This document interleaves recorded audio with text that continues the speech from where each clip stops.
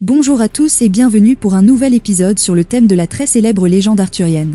Nous nous sommes quittés dans l'épisode précédent après l'histoire d'amour tumultueuse et tragique entre Lancelot, le chevalier du lac, et la belle Guenièvre, la reine du roi Arthur. À travers ce nouvel épisode, nous allons plonger au cœur de la quête du Saint Graal.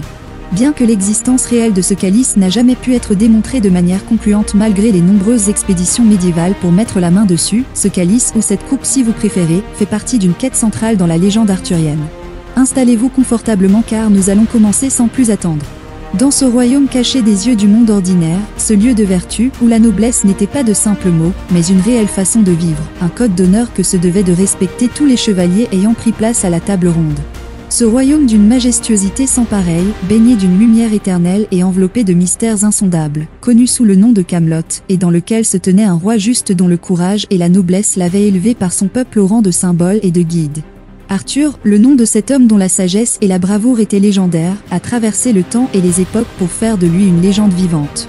Aux côtés de ce roi, dans une grande pièce, la table ronde avait été placée, un fort symbole d'unité et d'équité. Autour de cette table, un cercle de chevaliers sans égal, voués à la défense de Camelot et à la quête de justice. Ces chevaliers représentaient l'élite de la chevalerie et ce qui se faisait de mieux dans ces contrées en termes de valeur, de courage et de sens de la justice. Leur loyauté envers leur roi et leur royaume était aussi inébranlable que le roc le plus solide. Ils étaient prêts à tous les sacrifices pour défendre leur royaume contre les envahisseurs qui attendaient patiemment qu'une brèche se présente à eux pour déferler dans les terres de la Grande-Bretagne. Ces fiers défenseurs du royaume de Camelot se distinguaient des autres chevaliers par un engagement profond dans leur cause pour l'idéal de justice, n'hésitant pas à s'interposer dans les affaires sociales afin de défendre la cause des faibles et des opprimés. Bien qu'étant des hommes avec leurs propres faiblesses, ils s'efforçaient de maintenir leur engagement et leur dévotion envers leur royaume. Un jour, dans le début d'une soirée qui s'annonçait être longue et festive, la cour royale était rassemblée autour d'un grand banquet pour un événement célébrant la naissance du premier-né du cousin d'Arthur. Une coïncidence d'une étrangeté divine se produisit. Un calice brillant et mystérieux, doté d'une lueur étincelante apparut soudainement devant l'assemblée, flottant dans les airs sous les regards émerveillés des spectateurs déconcertés par cette apparition inattendue. La lumière de cette coupe d'une beauté inégalable inondait la salle du trône d'un éclat céleste. Puis, aussi soudainement que le calice était apparu, il disparut, laissant derrière lui un silence étonné et une atmosphère électrisée. Merlin, le conseiller mystique du roi Arthur, dont les yeux voyaient au-delà du voile de la réalité, reconnut dans cette vision un appel à la quête. Une mission divine et symbolique pour retrouver le Saint Graal et le ramener à Camelot allait commencer. Une quête périlleuse dans des terres dangereuses et inconnues, qui mettrait à l'épreuve le courage, la foi et la détermination des chevaliers, même pour les plus vaillants. C'est la raison pour laquelle le roi Arthur choisit 3 de ses chevaliers les plus braves, Lancelot, Galahad et Perceval, pour entreprendre cette quête périlleuse. Ils allaient plonger dans les mystères du monde au-delà des frontières connues, affronter des défis inimaginables et se lancer dans une aventure épique et inoubliable. Le Graal les attendait quelque part, perdus dans l'immensité du monde, et leur voyage ne faisait que commencer. Alors que l'aube se levait sur Camelot, Lancelot, Galahad et Perceval, les 3 chevaliers les plus valeureux de la table ronde, se préparaient pour la plus grande quête de leur vie. Les tambours résonnaient, les bannières volaient au vent et la foule s'était rassemblée pour saluer et encourager leur héros. Avec des cœurs remplis d'espoir et de détermination, ils montèrent sur leur destrier, prêts à affronter l'inconnu.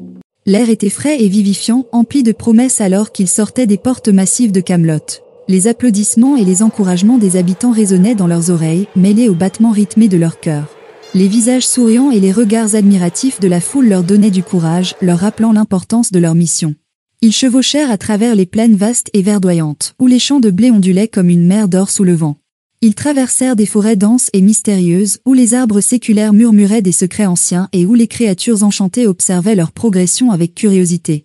Ils franchirent des montagnes abruptes et impitoyables, où les vents hurlaient des prophéties et où chaque étape était une lutte contre les éléments. Le danger était leur compagnon constant. Que ce soit des brigands embusqués ou des bêtes sauvages, chaque menace rencontrée était un défi à relever, une épreuve à surmonter. Mais chaque victoire, chaque obstacle surmonté, ne faisait que renforcer leur résolution et forger leur caractère.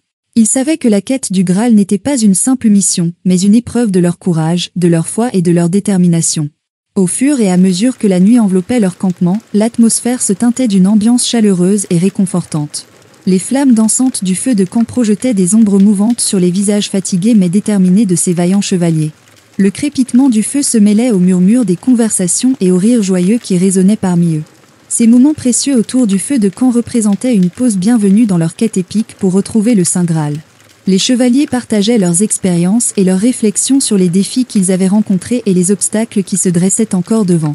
Ils trouvaient du réconfort dans le fait de savoir qu'ils n'étaient pas seuls, que d'autres partageaient leur fardeau et comprenaient les difficultés qu'ils affrontaient. Les conversations se faisaient parfois nostalgiques lorsque les chevaliers évoquaient Camelot, leur royaume bien-aimé qu'ils avaient dû quitter derrière eux. Ils se remémoraient les paysages pittoresques, les châteaux majestueux et les visages souriants de ceux qu'ils avaient laissés. Les rires se mêlaient aux souvenirs, apportant un peu de lumière et de chaleur à ces moments de mélancolie. Malgré les défis et les dangers qui les attendaient, ces instants autour du feu de camp renforçaient leur détermination et leur camaraderie. Ils se rappelaient mutuellement leur noble cause et l'espoir qu'ils portaient en eux, ramener la lumière à leur royaume, restaurer Camelot dans toute sa gloire passée. Et c'est ainsi que jour après jour, ces braves chevaliers poursuivaient leur voyage. Ils étaient portés par la force de leur engagement et l'esprit de camaraderie qui se forgeait autour du feu de camp. Leur quête du Saint Graal était aussi une quête intérieure, une recherche de courage, de compassion et de vérité. Et dans ces moments simples et pourtant profonds, ils se fortifiaient mutuellement, se rappelant qu'ils étaient unis dans leur noble dessein. Un jour, au cœur d'une vallée lointaine, perdue entre les montagnes escarpées et les forêts épaisses, nos trois chevaliers commencèrent leur périple matinal. Ils chevauchaient à travers des sentiers rocailleux, leur destination était claire dans leur esprit, trouver le Saint Graal, l'objet sacré qui apporterait guérison et prospérité à leur royaume bien-aimé, Camelot. Alors qu'ils progressaient, leurs regards attentifs scrutaient l'horizon à la recherche d'indices, de signes qui pourraient les guider vers leur objectif. Mais leur quête n'était pas seulement extérieure, elle était aussi intérieure, car elle demandait courage, sagesse et pureté de cœur. C'était une épreuve de force et de caractère autant qu'une aventure physique. C'est au détour d'un chemin sinueux que leurs regards se posèrent sur une silhouette voûtée. Un vieil homme était assis au bord du chemin, son corps frêle enveloppé de haillons et son visage marqué par les cicatrices d'une vie difficile. Les rayons du soleil peinaient à atteindre sa peau parcheminée et ridée, témoignant de longues années passées sous les caprices du destin. Le vieil homme tenait une vieille écuelle usée, tendue vers les passants dans un appel muet à la charité. Lancelot et Galahad, absorbés par leur quête et leurs pensées, ne prêtèrent guère attention à cette figure pitoyable. Ils voyaient un mendiant parmi tant d'autres, un autre malheureux sur les routes de leur monde en proie aux conflits et aux souffrances. Leur esprit était accaparé par les défis qui les attendaient, les énigmes à résoudre et les épreuves à surmonter. Cependant, Perceval, le plus jeune et le plus sensible des trois, ressentit une sorte de tiraillement dans son cœur. Il fit halte, son regard azur empli de compassion fixé sur le vieillard. Un sentiment profond d'empathie l'envahit, le poussant à agir différemment. Il descendit de son cheval, laissant ses compagnons poursuivre leur route, et s'approcha du mendiant avec précaution. Le vieil homme, surpris par l'attention sincère du jeune chevalier, releva timidement le regard, ses yeux fatigués rencontrant ceux emplis de compassion de Perceval. Un instant de silence s'installa, rempli d'une compréhension mutuelle entre les deux âmes. Sans prononcer un mot, Perceval prit délicatement l'écuelle dans les mains ridées du vieil homme et y déposa quelques pièces. Un sourire fragile se dessina sur les lèvres du mendiant, un sourire qui révélait une lueur d'espoir et de reconnaissance. C'était un échange simple, mais profond, entre deux êtres qui, malgré leurs différences de statut et de destinée, se reconnaissaient dans leur humanité partagée. Avec un sourire doux et rassurant, Perceval partagea avec le vieil homme son pain et son eau, offrant non seulement de la nourriture mais aussi un moment de chaleur humaine. Puis, il s'assit à côté de lui, prêt à écouter l'histoire de cet homme qui semblait dégager une aura mystérieuse.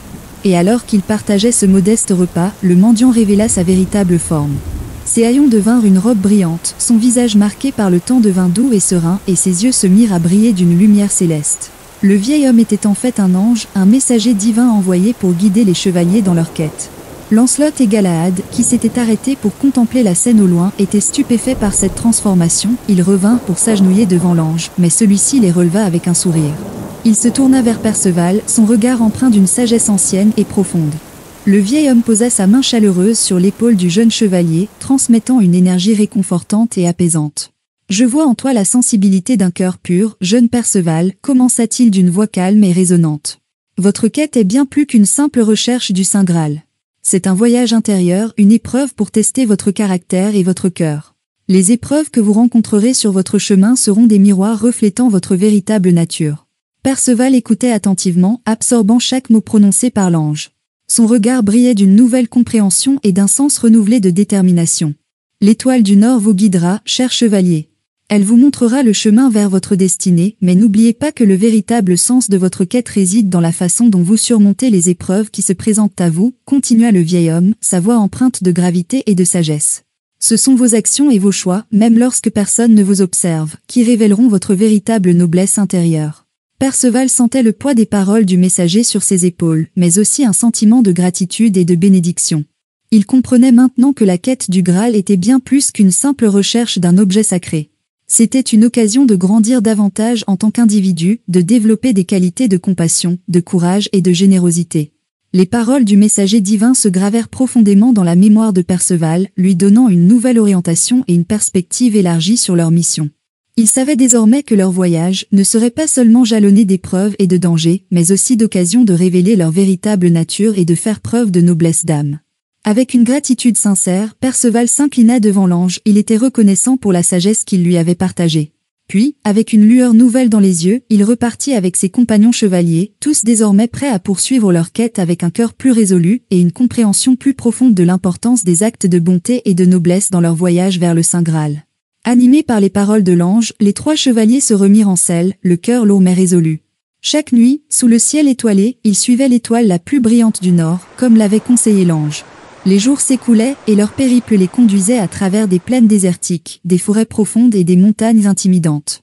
Après plusieurs semaines d'un voyage éreintant, le trio se trouva face à une merveille de la nature. Une cascade d'une beauté à couper le souffle, plongeant avec force et majesté dans un bassin cristallin. Dissimulée derrière le rideau d'eau mouvante, une grotte sombre s'ouvrait dans la falaise, telle une bouche béante prête à dévorer ceux qui oseraient y entrer. Malgré l'apparence menaçante de la grotte, une douce lumière dorée émanait de son sein, perçant l'obscurité et projetant des ombres fantomatiques sur les parois rocheuses. Les cœurs des chevaliers se mirent à battre plus fort. Ils comprirent qu'il était proche. Le Graal était là, quelque part dans les ténèbres, baigné de cette lumière surnaturelle. Mais un obstacle se dressait entre eux et leur quête sacrée.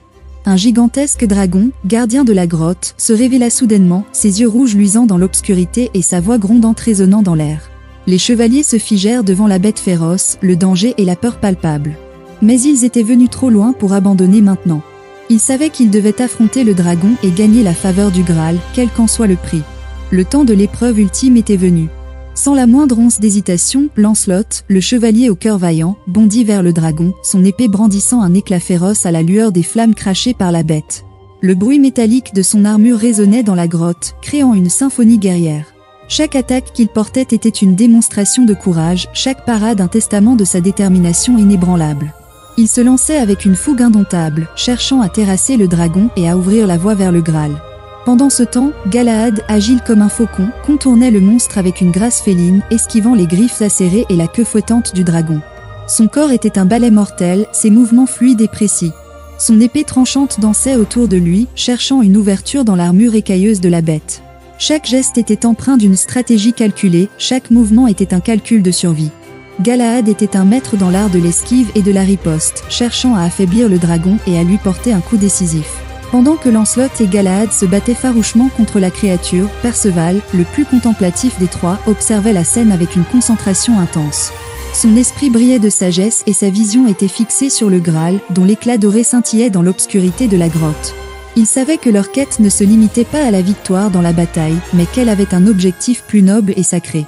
Perceval attendait patiemment, analysant les mouvements du dragon et les actions de ses compagnons. Son intuition lui dicterait le moment propice pour agir. Il savait qu'il devait saisir l'opportunité au bon moment, lorsque le dragon serait suffisamment affaibli par les attaques de Lancelot et les habiles esquives de Galahad. Le combat continuait et les flammes rugissaient, éclairant la grotte d'une lueur infernale. Le dragon, immense et terrifiant, déployait ses ailes écailleuses, projetant des ombres menaçantes sur les parois rocheuses. Les yeux flamboyants de la bête fixaient les chevaliers avec une fureur indomptable, annonçant un combat long et épique qui allait décider du destin de Camelot. Lancelot, le courage incarné, s'élança de nouveau sur la bête, son épée flamboyante levée vers le ciel. D'un puissant coup descendant, il fendit l'air, visant la tête du dragon. Mais la créature réagit avec une vitesse surprenante, déployant sa queue en un mouvement foudroyant pour parer l'attaque. Les écailles épaisses se heurtèrent au tranchant de l'épée, provoquant une étincelle métallique. Le puissant choc fit reculer Lancelot de quelques mètres, le faisant tomber contre un rocher. Malgré l'impact et la douleur, il ne se laissa pas démonter. Avec une agilité impressionnante, il courut pour bondir sur le côté du dragon, évitant ses griffes acérées qui tentaient de le saisir. Il riposta rapidement, effectuant une série d'estocs précis vers les points faibles de la bête, cherchant à percer sa défense. Galahad, tel un éclair dans la nuit, se faufila entre les pattes massives du dragon. Sa lame scintillante s'abattit sur le dragon à plusieurs reprises, cherchant à trancher les tendons et les articulations de la créature. Le dragon, animé par une rage primitive, tentait de l'attraper avec ses mâchoires acérées, mais Galahad était trop rapide, esquivant habilement chaque attaque. Il bondissait sur le dos du monstre, faisant appel à son agilité féline pour rester en équilibre. De là-haut, il martela les écailles du dragon avec des coups précis, cherchant à affaiblir sa résistance. Pendant ce temps, Perceval, toujours en retrait, observait avec une attention soutenue les mouvements du dragon. Il étudiait chaque geste, chaque attaque, en cherchant à percer le secret de sa vulnérabilité. Son regard perçant ne quittait pas le Graal, brillant de son éclat doré au cœur du chaos. Soudain, il remarqua une ouverture dans la défense du dragon, une fraction de seconde où ses écailles semblaient protégées. Avec une décision rapide, il se lança vers la créature, son épée pointée vers le point faible. Il frappa avec une précision chirurgicale, enfonçant son arme profondément dans la chair du dragon. Un cri de douleur résonna dans la grotte, mélange de rage et de souffrance. Il avait réussi grâce à son sens de l'observation aiguë, à blesser le dragon et par la même occasion, à trouver son point faible. Le sang vert de la créature coulait abondamment sur le sol. Lancelot et Galahad comprirent alors que c'était le moment de lui porter le coup de grâce. Le chevalier au cœur vaillant bondit vers le dragon, son épée brillant d'un éclat féroce à la lueur des flammes crachées par la bête. Le bruit métallique de son armure résonnait dans la grotte, créant une symphonie guerrière. Chaque attaque qu'il portait était une démonstration de courage, chaque parade un testament de sa détermination.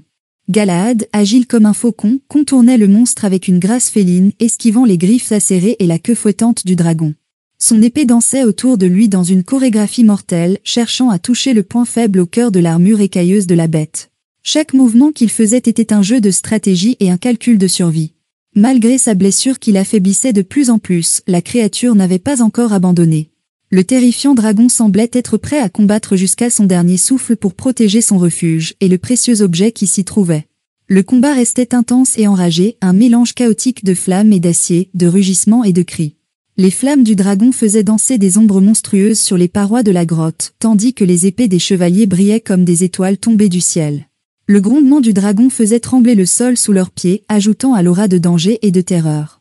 Les trois chevaliers intrépides commençaient à fatiguer, cela faisait maintenant plusieurs longues minutes qu'ils tentaient d'abattre la créature, tout en essayant de ne pas être blessés par ses griffes acérées et ses flammes ardentes. À chaque coup porté, chaque esquive réussie, chaque instant de terreur surmonté, les trois chevaliers se rapprochaient de leur objectif ultime. Le dragon était de plus en plus affaibli par les assauts répétés des trois valeureux chevaliers. Dans une ultime attaque pour achever la créature hideuse et mortelle, les chevaliers se regardèrent, sachant que c'était le moment ou jamais de mettre fin à ce terrible combat. Galahad se lança le premier et fonça droit devant le dragon, attirant l'attention de la bête avec sa présence audacieuse. Les griffes acérées du dragon s'abattirent sur lui, mais Galahad esquiva habilement chaque coup, montrant une agilité remarquable. Pendant ce temps, Lancelot, d'une agilité féline, contourna la créature et fit un bond gracieux dans les airs. Son épée étincelante, maniée avec une maîtrise inégalée, s'abattit avec une précision mortelle sur le cou du dragon. L'acier pénétra sa peau écailleuse, tranchant profondément dans la chair du monstre. Malgré la puissance de cette attaque, la force du dragon ne faiblissait pas. Perceval, conscient de l'urgence de la situation, sortit sa dague magique, un précieux don du guide spirituel de Camelot. Il se précipita vers le point faible du dragon. Avec une détermination implacable, il planta la dague dans cette faille mortelle. Un rugissement retentissant s'échappa de la gueule du dragon, mélange de colère et de douleur. La créature titanesque s'effondra finalement, son corps massif heurtant le sol dans un fracas retentissant. Le silence tomba sur la scène, seul le souffle haletant des chevaliers perturbait la quiétude qui suivit la victoire. Leur détermination inébranlable et leur courage sans faille les avaient finalement menés à la victoire tant espérée. Mais cette victoire avait un goût amer, car elle était accompagnée du sacrifice de Galahad. Le dragon, dans un dernier sursaut de rage, avait asséné un coup de queue dévastateur à Galahad. Les blessures étaient graves, lui laissant peu de chances de survie. Malgré la douleur qui l'envahissait, Galahad fixa Lancelot et Perceval d'un regard empreint de fierté et de détermination. Ces mots, prononcés avec difficulté, résonnèrent dans l'air chargé d'émotion. « Continuez sans moi, mes frères d'armes. Nous avons accompli notre mission, et le royaume de Camelot retrouvera sa gloire passée. » Perceval et Lancelot se regardèrent, les larmes coulant sur leurs visages, mais ils se ressaisirent rapidement, conscients que le Graal était à portée de main. La lumière divine émanant du calice illuminait le visage de Galahad, un symbole de l'espoir et de la résurrection. Malgré la douleur de la perte de leurs compagnons, ils se concentrèrent sur la tâche qui leur restait à accomplir. Galahad, gisant au sol, pouvait sentir la fin approcher. Cependant, il savait que son sacrifice n'avait pas été vain. Avec ses dernières forces, il encouragea Perceval et Lancelot à poursuivre leur quête avec détermination et honneur. Il se souvint des moments de camaraderie et d'aventure partagées, des épreuves surmontées et des victoires remportées ensemble. Ces mots remplis de sagesse et d'affection résonnèrent dans l'air chargé d'émotion, nourrissant le courage de ses compagnons. Perceval, guidé par une intuition inexplicable, s'approcha du Graal et le prit entre ses mains tremblantes. Une énergie mystique le traversa, effaçant la douleur de ses blessures et dissipant sa fatigue. Une nouvelle force s'empara de lui, alors qu'il réalisait que le calice sacré était bien plus qu'un simple objet. C'était une source de pouvoir et de guérison, une relique divine capable de transformer le destin de Camelot. Un regard d'espoir brilla dans les yeux de Perceval alors qu'il se tournait vers Lancelot, qui soutenait Galahad, en essayant de lui insuffler un peu de réconfort. La détermination inébranlable de Perceval était palpable alors qu'il s'élançait vers la sortie de la grotte, tenant le Graal avec précaution. Sa course était guidée par la certitude que ce précieux artefact apporterait la guérison et la renaissance. Lancelot, qui était resté auprès de Galahad, tentait de maintenir son ami dans un état de conscience, lui rappelant les souvenirs des moments de joie et de triomphe qu'ils avaient partagés. Il lui parlait avec amour et gratitude, lui promettant de veiller sur son héritage et de poursuivre leur quête avec une dévotion renouvelée. Puis, alors que Galahad approchait de sa fin tragique, Perceval revint avec le Graal rempli d'un liquide translucide. Il avait fini par trouver une source d'eau, non loin de la grotte, dont la pureté était semblable à celle du Graal lui-même. Avec précaution, Perceval s'approcha de Galahad, tenant sa tête entre ses mains, et lui fit boire l'eau sacrée du calice. Le liquide revitalisant coula dans la bouche de Galahad, apportant avec lui une énergie céleste. Alors qu'il luttait entre la vie et la mort, son visage, autrefois pâle comme la neige, s'illumina d'une lueur radieuse. Ses yeux, qui peinaient à rester ouverts, se remplirent soudain de vie et d'éclat. Un murmure d'émerveillement s'échappa des lèvres de Lancelot, qui avait assisté à cette scène miraculeuse.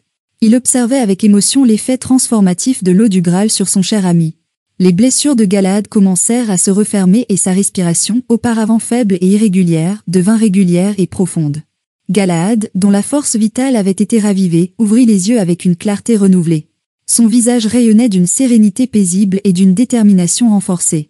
Il regarda Perceval et Lancelot avec une gratitude infinie, reconnaissant la puissance de l'amitié et du courage qui les animait. Tous les trois, unis par leur quête et par la force mystique du Graal, se relevèrent avec une nouvelle énergie. Galahad, ayant retrouvé une vitalité surprenante, s'appuya sur Lancelot et Perceval, sentant leur soutien solide à chaque pas.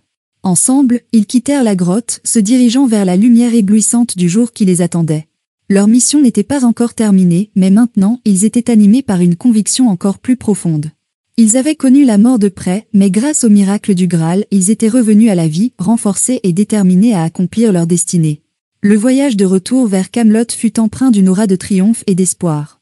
Galahad, guidé par une nouvelle force intérieure, marchait aux côtés de Lancelot et Perceval, symbolisant la résilience et la détermination des chevaliers de la table ronde. Leurs armures, auparavant ternies par le combat, brillaient maintenant d'un éclat lumineux, reflétant la confiance retrouvée. Au loin, les tours majestueuses de Camelot se dressaient, annonçant la fin d'une quête périlleuse et le début d'une ère nouvelle. Les citoyens du royaume seraient témoins du retour de leur héros, porteur du Graal et de l'espoir, prêt à guider Camelot vers une gloire retrouvée. Et c'est ainsi, avec une foi inébranlable, que les trois chevaliers s'avancèrent vers les portes de Camelot. Les nouvelles de leur victoire et de la résurrection miraculeuse de Galahad s'étaient répandues comme une traînée de poudre, et le peuple les accueillit avec des cris de joie et d'allégresse. La cour du roi Arthur était remplie d'excitation alors que les chevaliers de la table ronde faisaient leur entrée triomphante. La reine Guenièvre se précipita vers eux, ses yeux brillants de bonheur et de soulagement. Les autres chevaliers se levèrent de leur siège, applaudissant leurs frères d'armes et rendant hommage à leur bravoure. Le roi Arthur, lui, écoutait attentivement le récit de ses chevaliers, absorbant chaque détail avec fascination. Les exploits de ses compagnons d'armes le remplissaient de fierté et de gratitude envers leur courage et leur dévouement pour le royaume qu'il chérissait tant. Il sentait que cette quête du Graal avait transcendé le simple accomplissement d'une mission, c'était devenu le symbole même de l'esprit chevaleresque et de la quête de vérité et de justice. Le roi Arthur se leva de son trône, portant le regard bienveillant de celui qui comprend l'importance de ce moment. D'un geste solennel, il invita les chevaliers à s'approcher et à déposer le Graal sur l'autel sacré, au centre de la salle. Un silence respectueux s'installa, tandis que les regards se tournaient vers l'objet sacré qui brillait de mille feux. Arthur prit la parole, sa voix résonnant avec force et émotion dans la grande salle. Il exprima sa gratitude envers les chevaliers pour avoir affronté les épreuves les plus redoutables et avoir triomphé pour le bien de Camelot. Il souligna la signification profonde du Graal, symbole de pureté, de vérité et de l'espoir éternel. Il exalta les chevaliers comme des exemples de bravoure et d'honneur, rappelant à tous les valeurs fondamentales de la chevalerie. Les chevaliers, humblement, s'inclinèrent devant le roi, acceptant l'éloge et les honneurs avec modestie. Ils savaient que leur mission était bien plus grande que leur propre gloire personnelle. Ils avaient servi un idéal supérieur, protégeant le royaume et ses habitants avec détermination et dévotion. Le roi ordonna alors que des festivités soient organisées en l'honneur des chevaliers et de leur victoire. Le château de Camelot s'anima de rires, de chants et de danses, les murs résonnant des éclats de joie et de reconnaissance. Les citoyens de Camelot se mêlèrent aux chevaliers, exprimant leur gratitude et leur admiration à travers des accolades chaleureuses et des mots de reconnaissance. Dans la liesse de cette célébration, les chevaliers se sentirent unis et comblés. Ils avaient accompli une quête légendaire, mais ils savaient que leur devoir ne s'arrêtait pas là. Les valeurs de la chevalerie continuaient de les guider, les poussant à servir le royaume et à protéger les plus faibles. En cet instant, le roi Arthur, les chevaliers de la table ronde et les citoyens de Camelot se réjouissaient de la victoire et de l'espoir renouvelé. Leur foi en un avenir meilleur était ravivée et ils étaient prêts à affronter de nouveaux défis avec la même détermination et la même vaillance. La quête du Graal avait laissé une empreinte indélébile dans l'histoire de Camelot, et le royaume s'élevait vers de nouveaux horizons, porté par la lumière du calice sacré et de l'espoir. Le roi Arthur était ému par le courage et la détermination de ses chevaliers, il prononça des paroles d'éloge et d'honneur. Il proclama que désormais, le Graal serait gardé précieusement dans la salle du trône de Camelot, symbole de la force et de la protection du royaume. La nouvelle se répandit à travers les 4 coins de tout le pays, apportant espoir et renouveau. Les gens affluèrent à Camelot pour voir de leurs propres yeux le Graal et pour entendre les récits des chevaliers qui l'avaient trouvé. La quête du Graal était devenue une légende qui inspirerait les générations futures à poursuivre leur propre quête, guidée par le courage et la foi. Galahad, qui finit par guérir de ses blessures, continua fidèlement à servir avec honneur et dévotion aux côtés de ses frères d'armes. La quête du Graal avait laissé une marque impérissable sur leur destinée et ils continuèrent à se battre pour la justice, la paix et l'honneur de Camelot. Ainsi se termine le récit épique de la quête du Graal, une histoire qui résonne à travers les âges comme un témoignage de courage, de sacrifice et de triomphe. Les noms de Perceval, Lancelot et Galahad devinrent légendaires, immortalisés dans les contes et les chants du royaume de Camelot, rappelant à tout le monde les valeurs nobles de la chevalerie et l'importance de croire en l'impossible. Il est temps maintenant de passer à la conclusion et à l'analyse de cet épisode. La quête du Graal est bien plus qu'une simple aventure, c'est une leçon d'humanité. Une leçon de courage, d'honneur, de compassion et de persévérance. Elle illustre la notion que même dans les situations les plus désespérées, face aux plus grands défis et aux adversaires les plus redoutables, la foi, l'unité et la détermination peuvent mener à une victoire inébranlable. Lancelot, le vaillant guerrier, avait montré un courage indéfectible. Son audace face au dragon était le témoignage de sa bravoure sans faille, son épée était le symbole de sa force indomptée. Il était le chevalier ardent, un modèle de courage et de ténacité. Galahad, lui, agile et rusé, avait démontré l'importance de l'intelligence et de la stratégie dans le combat. Son agilité dans l'affrontement avec le dragon était une danse de survie, chaque mouvement était calculé avec précision. Il était le chevalier réfléchi, un emblème d'astuce et de résilience.